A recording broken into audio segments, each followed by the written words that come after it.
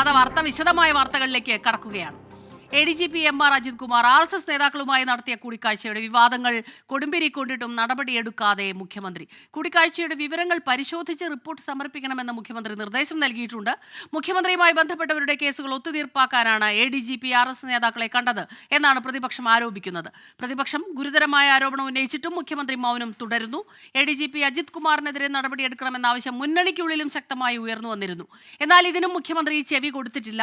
ആഭ്യന്തര വകുപ്പ് പ്രത്യേക റിപ്പബ്ലിക് നിലകൊള്ളുന്നു എന്ന വിമർശനവും ഇടതു മുന്നണിക്കുള്ളിൽ ശക്തമായി ഉയർന്നു വരുന്നുണ്ട്. ഇക്കാര്യത്തിൽ മുന്നണിക്കുള്ള അതൃപ്തി പരിഗണിച്ച് പരിഹാരമുണ്ടാക്കണമെന്ന ആവശ്യം CPIM-നുള്ളിൽ തന്നെ ഉണ്ട്. ഉയർന്നുവരുന്ന വിമർശനങ്ങൾക്ക് മുഖ്യമന്ത്രി പിണറായി വിജയൻ ഇന്നോ നാളെയോ മറുപടി പറഞ്ഞേക്കും.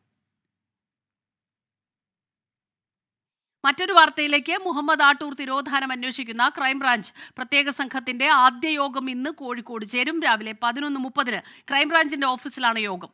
കോഴിക്കോട് റേഞ്ച് IG P പ്രകാശിന്റെ മേൽനോട്ടത്തിലാണ് അന്വേഷണം. ഇന്നലെ മുഹമ്മദ് ആട്ടൂരിന്റെ മകളുടെ മൊഴി അന്വേഷണ സംഘം രേഖപ്പെടുത്തിയിരുന്നു. അന്വേഷണം തുടങ്ങുന്നതിന് മുന്നോടിയായിട്ടായിരുന്നു ഇത്. മകളും ആക്ഷൻ കമ്മിറ്റിയും IG-യെ കണ്ട് പ്രാഥമിക വിവരങ്ങൾ കൈമാറി. മുഹമ്മദ് ആട്ടൂരിന്റെ തിരോധാനവുമായി ബന്ധപ്പെട്ട പുതിയ പരാതി കുടുംബം ഇന്ന് ക്രൈംബ്രാഞ്ച് സംഘത്തിന് കൈമാറും. കേസ് അന്വേഷണത്തിന്റെ ആദ്യഘട്ടത്തിൽ പോലീസിന്റെ ഭാഗത്തുണ്ടായ വീഴ്ച കൂടി ഉന്നയിച്ചാകും പുതിയ പരാതി.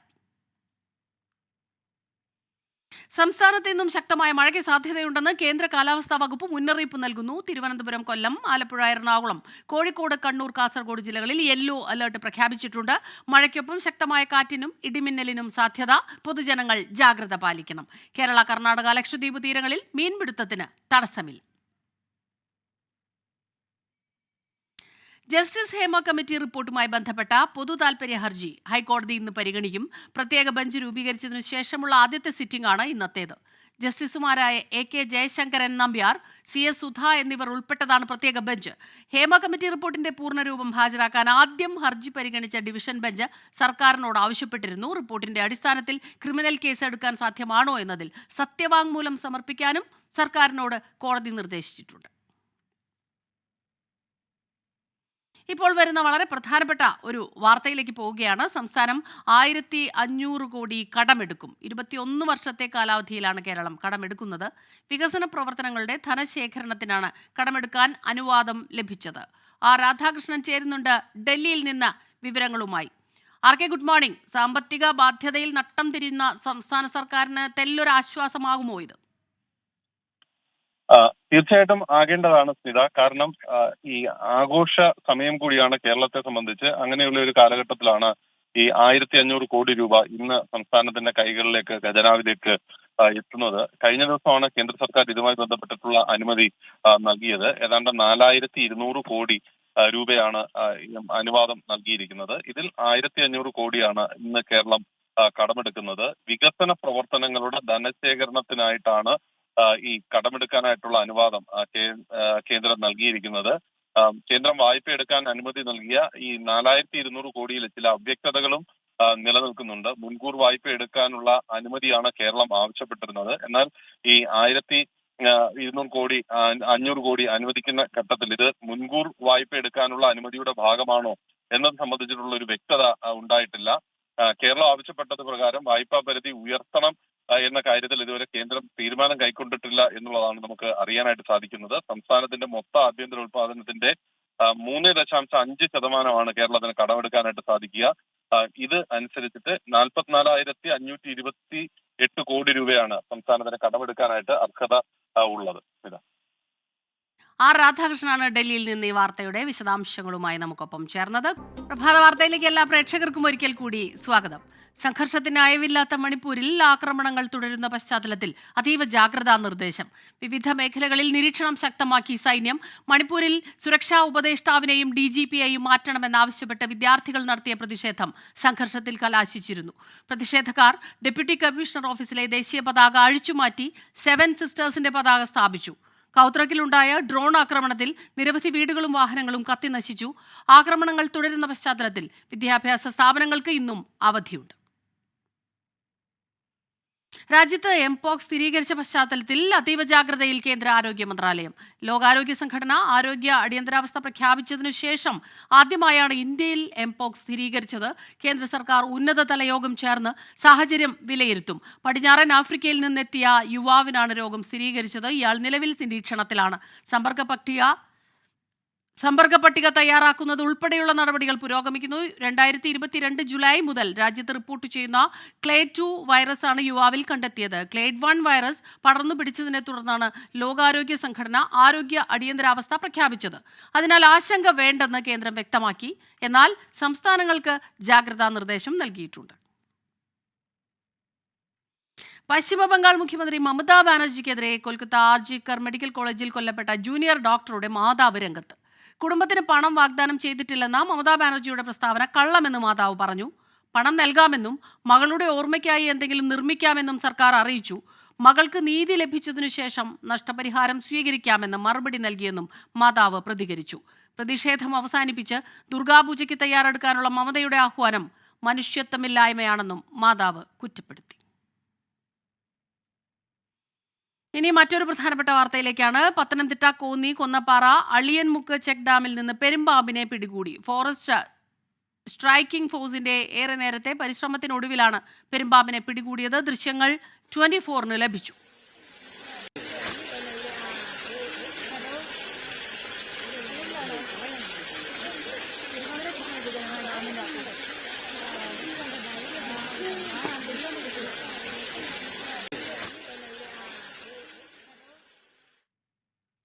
മറ്റൊരു പ്രധാനപ്പെട്ട വാർത്തയിലേക്ക്. ഇടുക്കി ചൊക്രമുടിയിലെ കയ്യേറ്റം, അനധികൃത നിർമ്മാണം എന്നിവയിൽ ജില്ലാ കളക്ടറുടെ റിപ്പോർട്ട് ഇന്ന് റവന്യൂ മന്ത്രിക്ക് സമർപ്പിച്ചേക്കും.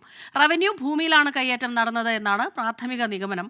കയ്യേറ്റം തടയുന്നതിൽ ജില്ലാ ഭരണകൂടത്തിന് ഗുരുതര വീഴ്ച പറ്റിയെന്ന് CPI നേതാവ് KK ശിവരാമൻ ആരോപിച്ചു.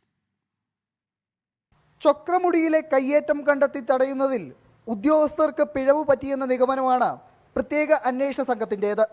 Village officer, taluk surveyor, tahsildar എന്നിവരുടെ ഭാഗത്ത് ഗുരുതരമായ കൃത്യവിലോപം ഉണ്ടായെന്നും കണ്ടെത്തലുണ്ട്. പുറമ്പോക്കുൾപ്പെടെ കയ്യേറിയതായി പരാതി കിട്ടിയിട്ടും പരിശോധിക്കാനോ നടപടിയെടുക്കാനോ ഉദ്യോഗസ്ഥർ തയ്യാറായില്ലെന്നാണ് ആരോപണം. വിശദമായ റിപ്പോർട്ട് ഉടൻ തന്നെ സമർപ്പിക്കുമെന്ന് ജില്ലാ കളക്ടർ. ഒരു ദിവസം വെയിറ്റ് ചെയ്യും. നാളെ ഞാൻ റിപ്പോർട്ട് സബ്മിറ്റ് ചെയ്യും. അപ്പോൾ നിങ്ങൾക്ക് റിപ്പോർട്ട് കിട്ടും. ഓക്കെ. കയ്യേറ്റം കണ്ടെത്തി തടയുന്നതിൽ മുൻ ജില്ലാ കളക്ടർ ഷീബ ജോർജ് അടക്കമുള്ള റവന്യൂ ഉദ്യോഗസ്ഥർക്ക് വലിയ വീഴ്ച സംഭവിച്ചെന്ന് CPI സംസ്ഥാന കൗൺസിൽ അംഗം KK ശിവരാമൻ ആരോപിച്ചു. കയ്യേറ്റത്തിന് ഒത്താശ ചെയ്തവർ ആരായാലും നടപടി സ്വീകരിക്കണമെന്നും KK ശിവരാമൻ. റവന്യൂ വകുപ്പിന് വീഴ്ച ഉണ്ടെങ്കിൽ സ്വാഭാവികമായിട്ടും ആ വീഴ്ച ചൂണ്ടിക്കാണിക്കുകയും ആ വീഴ്ച തിരുത്തുകയും ചെയ്യണം. സർക്കാരിൻ്റെ ഭൂമി ആര് കയ്യേറിയാലും ആ ഭൂമി തിരിച്ചു പിടിക്കണമെന്ന കാര്യത്തിൽ CPIക്കിടയിൽ രണ്ടഭിപ്രായമേ ഇല്ല. ജില്ലയിലെ കയ്യേറ്റക്കാരുടെ ലിസ്റ്റ് നിങ്ങൾ എങ്ങനെ വേണമെങ്കിലും പരിശോധിച്ചുള്ളൂ. അതിലൊരു CPIക്കാരനെ കാണിച്ചു തരാമെങ്കിൽ ഈ എന്തു ശിക്ഷയേക്കാൻ തയ്യാറാണ്. കയ്യേറ്റത്തിൽ റവന്യൂ വകുപ്പിനും മന്ത്രിക്കും ഗുരുതര വീഴ്ചയുണ്ടായെന്നാണ് പ്രതിപക്ഷ ആരോപണം. ഉദ്യോഗസ്ഥ തലത്തിലുണ്ടായ വീഴ്ചയാണെന്നും മന്ത്രി ഇക്കാര്യത്തിൽ കൃത്യമായ നടപടി സ്വീകരിച്ചെന്നുമാണ് CPIയുടെ പ്രതിരോധം. 24 തൊടുപുഴ. പത്തനംതിട്ടയിൽ കളക്ടർക്ക് സ്വന്തമായി വീടില്ലെന്ന പ്രശ്നത്തിന് പരിഹാരം. വർഷങ്ങൾ നീണ്ട കാത്തിരിപ്പിനൊടുവിൽ ജില്ലാ കളക്ടർക്ക് ഔദ്യോഗിക വസതി ഒരുങ്ങി. മന്ത്രി PA മുഹമ്മദ് റിയാസ് പത്തനംതിട്ടയിലെ കളക്ടേഴ്സ് ബംഗ്ലാവ് ഉദ്ഘാടനം ചെയ്തു. ഏറെ വർഷത്തെ കാത്തിരിപ്പ്. വിവിധ കളക്ടർമാർ മാറി മാറി വന്നു. പക്ഷേ പത്തനംതിട്ടയിൽ കളക്ടർ ബംഗ്ലാവ് എന്ന സ്വപ്നത്തിന് തിരശ്ശീല വീഴാൻ വീണ്ടും സമയമെടുത്തു. ഒടുവിൽ S പ്രേംകൃഷ്ണൻ IAS-നാണ് പുതിയ കളക്ടറുടെ ഔദ്യോഗിക വസതിയിൽ ആദ്യം താമസിക്കാൻ നിയോഗമായത്.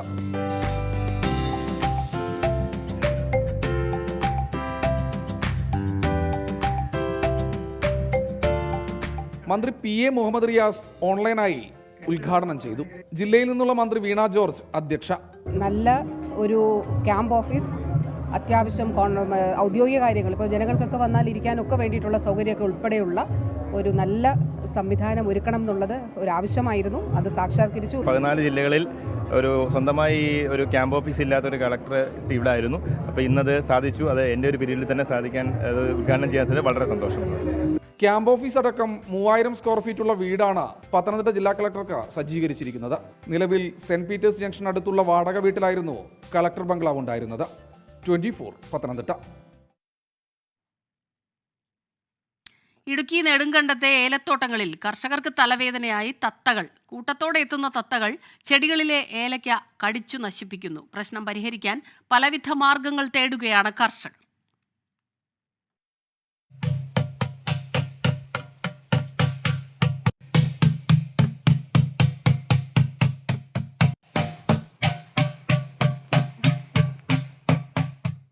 ചെണ്ട കൊട്ടി വിളംബരം നടത്തുന്നതാണെന്ന് തെറ്റിദ്ധരിക്കേണ്ട. പാട്ട കൊട്ടി തത്തകളെ ഓടിക്കുന്നതാണിത്. ചില്ലറ കഷ്ടപ്പാടല്ല കർഷകർക്കിപ്പോൾ. ഏലത്തോട്ടങ്ങളുടെ പരിപാലനത്തിനൊപ്പം തത്തകളെ ഓടിക്കുക കൂടി ചെയ്താൽ മാത്രമേ രക്ഷയുള്ളൂ. കാരണം സമീപ നാളുകളിൽ ഏലത്തോട്ടങ്ങളിലേക്ക് കൂട്ടത്തോടെ എത്തുന്ന നൂറുകണക്കിന് തത്തകൾ വലിയ നാശമാണ് കർഷകർക്ക് സമ്മാനിക്കുന്നത്. കഷ്ടപ്പെട്ട് വളർത്തിയ ഏലച്ചെടികളിലെ കായ്കൾ ചുണ്ടുകൊണ്ട് വെട്ടി എരിഞ്ഞു കളയുകയാണ് തത്തകൾ. ഒരു കാരണവശാലും ജീവിക്കാൻ പറ്റാത്ത സാഹചര്യമാണ് ഇപ്പോൾ നിലവിലുള്ളത്. പച്ചക്കായും മൂത്തകായും എല്ലാം ഇത് കഴിച്ചുകൊണ്ടാണ് ഇരിക്കുന്നത്. അത് ബാക്കി വെട്ടിക്കളയുന്നുണ്ട്. പൂവ്, ചരങ്ങൾ എല്ലാം. ഇപ്പോൾ രാവിലെ 6 മണി തൊട്ട് വൈകിട്ട് 7:30 വരെ ചെണ്ട കുട്ടിക്കൊണ്ട് പറമ്പിൽ കൂടെ നടക്കുന്നു.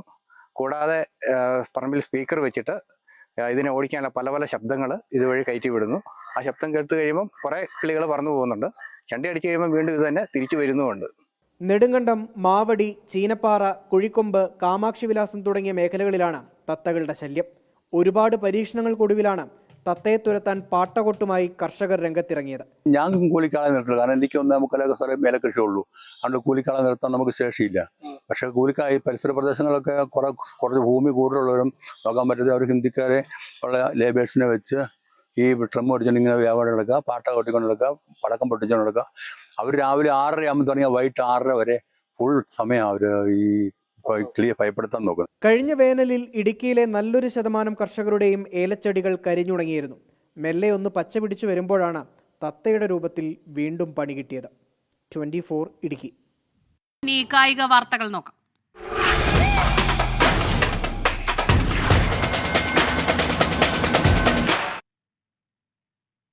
യുവേഫ നേഷൻസ് ലീഗ് ഫുട്ബോളിൽ ഇന്ന് ജർമ്മനി നെതർലൻഡ്സ് വമ്പൻ പോരാട്ടം. രാത്രി 12:15 മത്സരം. ഗ്രൂപ്പിലെ ആദ്യ മത്സരത്തിൽ ഇരു ടീമും വമ്പൻ ജയങ്ങൾ നേടിയിരുന്നു. ജർമ്മനി എതിരില്ലാത്ത 5 ഗോളിന് ഹംഗറിയെ തകർത്തപ്പോൾ നെതർലൻഡ്സ് 2-നെതിരെ 5 ഗോളിന് ബോസ്നിയയെ വീഴ്ത്തി. ഇതേ സമയത്ത് നടക്കുന്ന മറ്റൊരു മത്സരത്തിൽ ഇംഗ്ലണ്ട് ഫിൻലൻഡിനെ നേരിടും. സൂപ്പർ ലീഗ് കേരള ഫുട്ബോളിൽ കോഴിക്കോട്ടെ ആദ്യ മത്സരം ഇന്ന് രാത്രി 7 മണിക്ക് EMS കോർപ്പറേഷൻ സ്റ്റേഡിയത്തിൽ നടക്കുന്ന മത്സരത്തിൽ കാലിക്കറ്റ് FC തിരുവനന്തപുരം കോമ്പൻസിനെ നേരിടും. കാലിക്കറ്റ് FCയുടെ 5 ഹോം മാച്ച് ഉൾപ്പെടെ 11 മത്സരങ്ങളാണ് കോർപ്പറേഷൻ സ്റ്റേഡിയത്തിൽ നടക്കുക. മത്സരത്തോടനുബന്ധിച്ച് പുൽമൈതാനവും ഫ്ലഡ് ലൈറ്റും ഉൾപ്പെടെയുള്ള നവീകരണങ്ങൾ പൂർത്തീകരിച്ചിട്ടുണ്ട്. സൂപ്പർ ലീഗ് കേരള ഫുട്ബോളിൽ ജയത്തോടെ തുടങ്ങാൻ കഴിയുമെന്ന പ്രതീക്ഷയെന്ന് കാലിക്കറ്റ് FC ക്യാപ്റ്റൻ ജിജോ ജോസഫ്. തിരുവനന്തപുരം കോമ്പൻസിനെ വില കുറച്ച് കാണുന്നില്ല. കൂടുതൽ ക്ലബ്ബുകൾ വരുന്നത് വലിയ അവസരങ്ങൾ സൃഷ്ടിക്കുമെന്നും ജിജോ ജോസഫ് 24-നോട് പറഞ്ഞു. സൂപ്പർ ലീഗ് കേരള ഫുട്ബോളിൽ ഇന്ന് ആവേശകരമായ മത്സരത്തിനാണ് കോഴിക്കോട് EMS സ്റ്റേഡിയം സാക്ഷ്യം വഹിക്കാനിരിക്കുന്നത്. ആതിഥേയരായിട്ടുള്ള കാലിക്കറ്റ് FCയും ഒപ്പം തന്നെ തിരുവനന്തപുരം കൊമ്പൻസും തമ്മിലാണ് കൊമ്പുകോർക്കുന്നത്. നമുക്കൊപ്പം കാലിക്കറ്റ് FCയുടെ ക്യാപ്റ്റൻ ജിജോ ജോസഫ് ചേരുന്നു. എങ്ങനെയാണ് ഇന്നത്തെ മത്സരത്തിൻ്റെ പ്രതീക്ഷകൾ? നല്ല പ്രതീക്ഷയുണ്ട്. നമ്മൾ നല്ല പ്രാക്ടീസൊക്കെ ചെയ്ത് നല്ല വെൽ ഫിറ്റായിട്ടാണ് ഇരിക്കുന്നത്. 1 മാസത്തെ കണ്ടിന്യൂസ് ട്രെയിനിങ് ഉണ്ട്. പിന്നെ നമ്മുടെ കോച്ചിൻ്റെ എക്സ്പീരിയൻസും നമ്മൾ പ്ലേയേഴ്സിന് നല്ലൊരു ഗുണമായിട്ട് വന്നിരിക്കുന്നത്. പിന്നെ നല്ലൊരു ഓപ്പർച്യൂണിറ്റിയാണ്. നല്ലൊരു കളി കാഴ്ചവെക്കാൻ പറ്റുമെന്ന് തന്നെയാണ് പ്രതീക്ഷ. എല്ലാവരും നമ്മളെ വന്ന് സപ്പോർട്ട് ചെയ്ത് കളി വിജയിപ്പിക്കണമെന്ന് ആഗ്രഹിക്കും. നീലപ്പട ഒരു ഭാഗ്യ നിറം തന്നെയാണ് ജേഴ്സി. തീർച്ചയായും എന്തായാലും അതുപോലെ തന്നെ നടക്കട്ടെ എന്ന് വിചാരിക്കും. ആഫ്രിക്കൻ താരങ്ങളുടെ ഒരു കരുത്താണ് നമ്മുടെ ടീമിൻ്റെ എടുത്തു പറയേണ്ട ഒരു പ്രധാനപ്പെട്ട കാര്യം. അതെ, തീർച്ചയായും നമ്മൾക്കിപ്പോൾ ഒരു 5 പ്ലേയേഴ്സ് ഉണ്ട് കറണ്ടായിട്ട്. നല്ല ക്വാളിറ്റിയുള്ള പ്ലേയേഴ്സാണ്. അപ്പോൾ അവരുടെ നിന്നുള്ള നല്ല പ്രകടനം പ്രതീക്ഷിക്കാം. ബ്രസീൽ താരങ്ങളുടെ കരുത്തിലാണ് കൊമ്പൻസ് എത്തുന്നത്. നമ്മൾ ആഫ്രിക്കൻ പ്ലേയേഴ്സ് കുറച്ചും കൂടി മുന്നിലാവാൻ ചാൻസ് ഉണ്ട്. നല്ല ക്വാളിറ്റിയുള്ള പ്ലേയേഴ്സാണ്. എങ്ങനെ പോലും നല്ലൊരു വിജയം പ്രതീക്ഷിക്കുന്നു. ഇപ്പോൾ വിദേശ താരങ്ങൾക്കൊപ്പം നമ്മുടെ മലയാളി താരങ്ങളും നല്ലൊരു ടീം വർക്ക്, ഇപ്പോൾ ഇത്രയും ദിവസത്തെ പ്രാക്ടീസൊക്കെ അത് എത്രമാത്രം ഭാവി കേരളത്തിൻ്റെ ഫുട്ബോളിന് കരുത്താവുമെന്നാണ് പ്രതീക്ഷിക്കുന്നത്? നല്ല ഓപ്പർച്യൂണിറ്റിയാണ് പ്ലേയേഴ്സിന്. ഇപ്പോൾ കേരളത്തിലുള്ള പ്ലേയേഴ്സിന് നല്ല ഓപ്പർച്യൂണിറ്റിയാണ്. ഒരുപാട് ക്ലബ്ബുകൾ ഇനി വരുന്നുണ്ട്. അപ്പോൾ കൂടുതൽ പ്ലേയേഴ്സിന് വേറെ പുറം സ്റ്റേറ്റുകളിലേക്ക് പോകാണ്ട് നമ്മുടെ ഇവിടെ തന്നെ ഒരുപാട് ക്ലബ്ബുകളിലേക്കുള്ള ഓപ്ഷൻ ഉണ്ട്. അപ്പോൾ കൂടുതലും നല്ലൊരു ചാൻസ് ഉണ്ടാവും തന്നെയാണ് വിശ്വാസം. എതിരാളികളെ എങ്ങനെ കാണുന്നു? തിരുവനന്തപുരം കൊമ്പൻസ് നല്ല അവരും ഇതുപോലെ നല്ല വിദേശ താരങ്ങളുടെ അതുപോലെ തന്നെ വിദേശ കോച്ചിൻ്റെ കീഴിലുള്ള പരിശീലനമൊക്കെ പൂർത്തീകരിച്ചല്ലേ വരുന്നത്? അവർ നമ്മുടെ പോലെ തന്നെ ഒരു മാസമായി ട്രെയിനിങ്ങും കാര്യങ്ങളൊക്കെ. എൻ്റെ ഫ്രണ്ട്സ് കളിക്കുന്നുണ്ട്.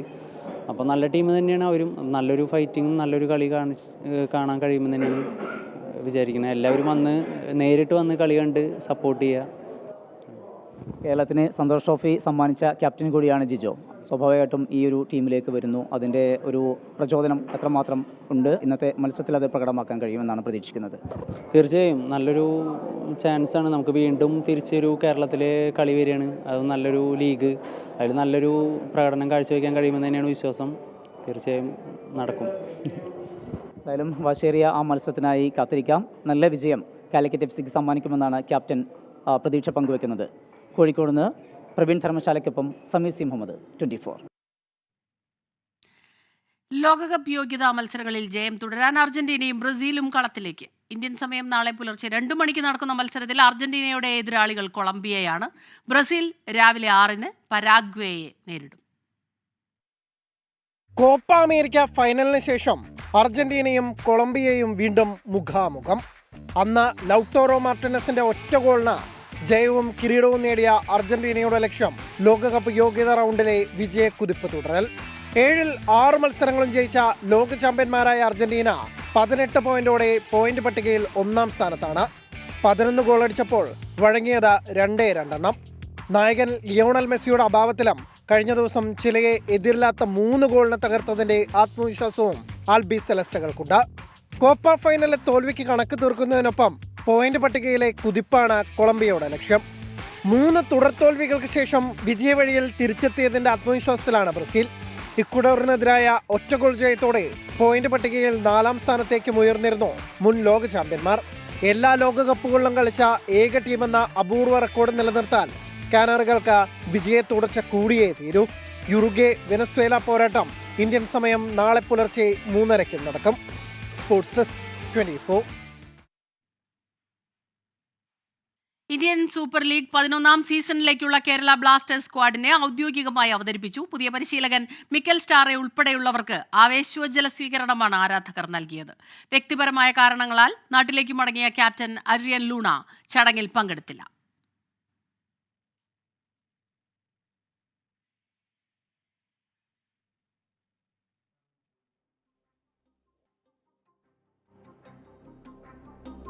ഇതോടെ പ്രഭാത വാർത്ത പൂർണ്ണമാകുന്നു.